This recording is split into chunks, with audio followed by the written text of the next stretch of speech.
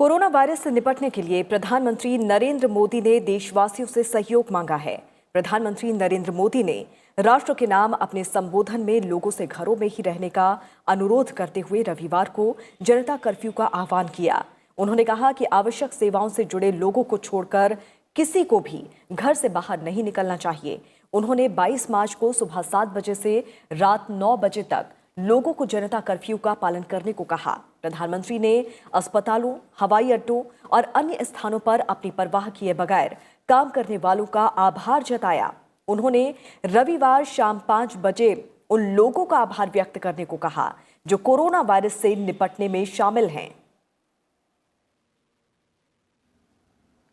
जनता curfew यानी जनता के लिए, जनता द्वारा खुद पर लगाया गया कर्फ्यू 22 मार्च रविवार को सुबह 7 बजे से रात 9 बजे तक सभी देशवासियों को जनता कर्फ्यू का पालन करना है। इस जनता कर्फ्यू के दरमियान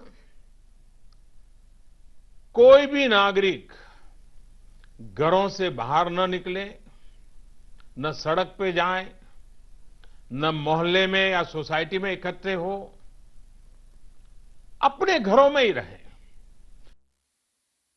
प्रधानमंत्री ने वैश्विक महामारी से निपटने के लिए संकल्प और संयम का मंत्र दिया। उन्होंने बुजुर्गों से आग्रह किया कि वे घर के अंदर ही रहें। हमें ये संकल्प लेना होगा कि हम स्वयं संक्रमित होने से बचेंगे और दूसरों को भी संक्रमित होने से बचाएंगे।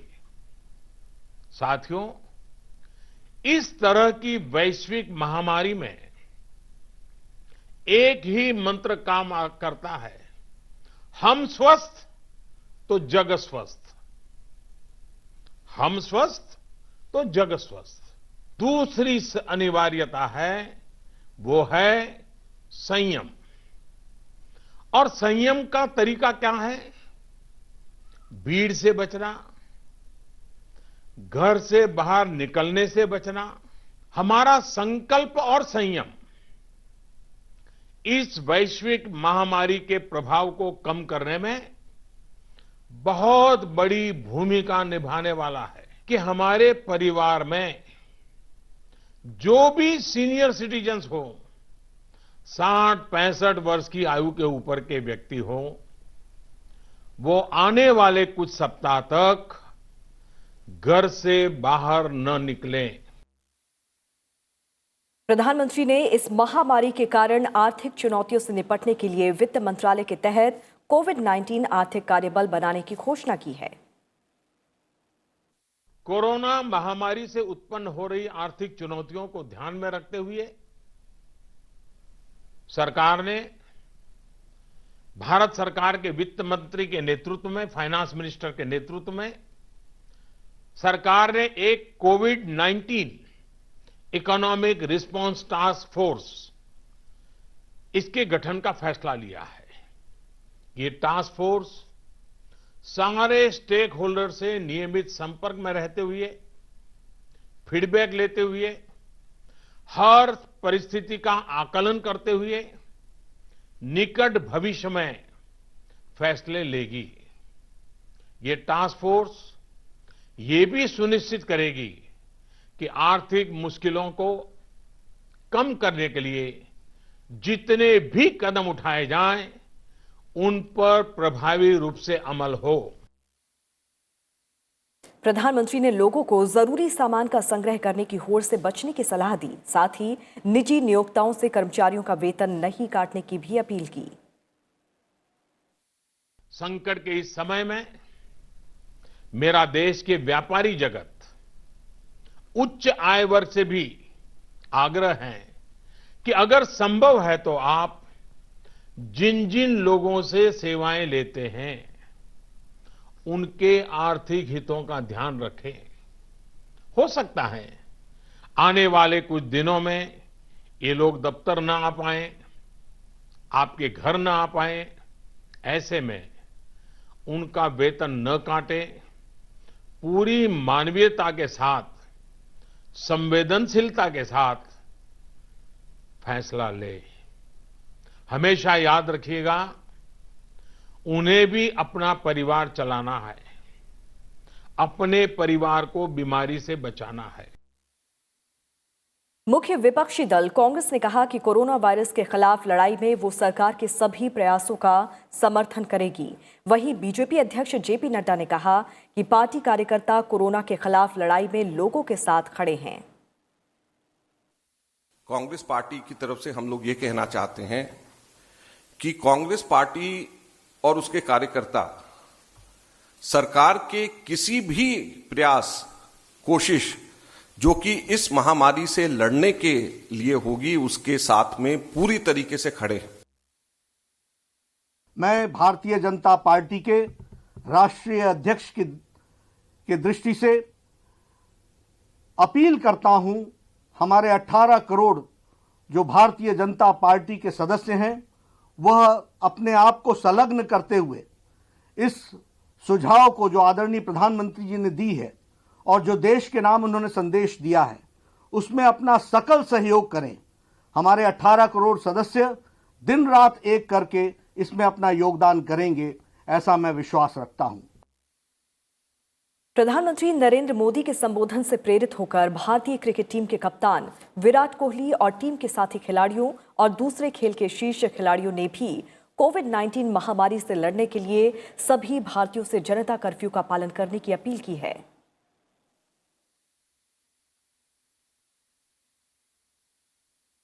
इस बीच देश भर में कोरोना वायरस से मरने वालों की संख्या 4 हो गई है। वहीं अब तक संक्रमित 195 मामलों में से 20 लोग ठीक हो चुके हैं। कोरोना से संक्रमित लोगों में 25 विदेशी नागरिक भी हैं। प्रधानमंत्री नरेंद्र मोदी आज विभिन्न राज्यों के मुख्यमंत्रियों के साथ वीडियो कॉन्फ्रेंस कर कोरोना वायरस से निपटने के उपायों पर चर्चा कर सकते हैं। प्रधानमंत्री कोरोना वायरस से निपटने के लिए लोगों और स्थानीय अधिकारियों से सहयोग की अपील कर रहे हैं। विदेश मंत्रालय ने प्रेस कॉन्फ्रेंस कर कहा कि भारत सार्क देशों के साथ प्रधानमंत्री नरेंद्र मोदी के दिए गए प्रस्तावों पर तेजी से काम कर रहा है। इमरजेंसी फंड जारी शुरू हो चुके हैं। कई सार्क देशों ने मास्क, दस्ताने आदि की मांग की है। $10 मिलियन से ज्यादा का सहयोग भारत कर चुका है।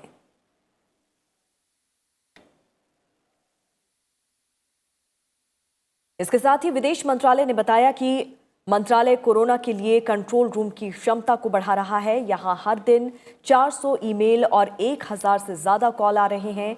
विदेश मंत्रालय ने कहा है कि ईरान से 590 लोगों का रेस्क्यू किया गया है। वहीं स्थिति काफी गंभीर है और उन्हें लाने की कोशिश की जा रही है।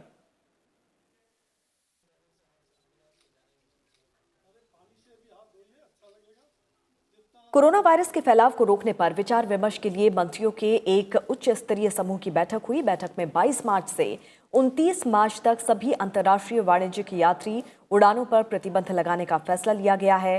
बैठक में कोविड-19 की रोकथाम और प्रबंधन के लिए वर्तमान स्थिति और कार्रवाई की समीक्षा की गई है। इस बीच केंद्र सरकार ने 50% कर्मचारियों को घर में ही काम करने को कहा है। सरकार की ओर से जारी निर्देश के मुताबिक ग्रुप बी और सी के 50% कर्मचारी रोजाना ऑफिस आएंगे। इन कर्मचारियों को एक हफ्ते के रोस्टर में काम करने का निर्देश दिया गया है। ये आदेश 4 अप्रैल 2020 तक लागू रहेगा।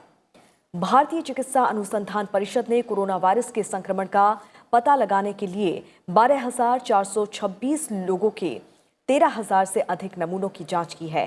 आईसीएमआर के महानिदेशक डॉक्टर बलराम भार्गव ने कहा कि देश में अब तक सामुदायिक संक्रमण और तीसरे चरण की शुरुआत का कोई प्रमाण नहीं है। कोरोना वायरस प्रकोप के मद्देनजर सिंगापुर अंतर्राष्ट्रीय हवाई अड्डे पर फंसे 60 भारतीय छात्रों को मुंबई लाया गया है। इससे इन छात्रों के परिवार वालों को राहत मिली है। अधिकांश छात्र महाराष्ट्र से सिंगापुर एयरलाइंस की उड़ान में छत्रपति शिवाजी महाराज अंतर्राष्ट्रीय हवाई अड्डे पर पहुंचे। अधिकांश छात्र फिलीपींस में मेडिकल कोर्स कर रहे हैं।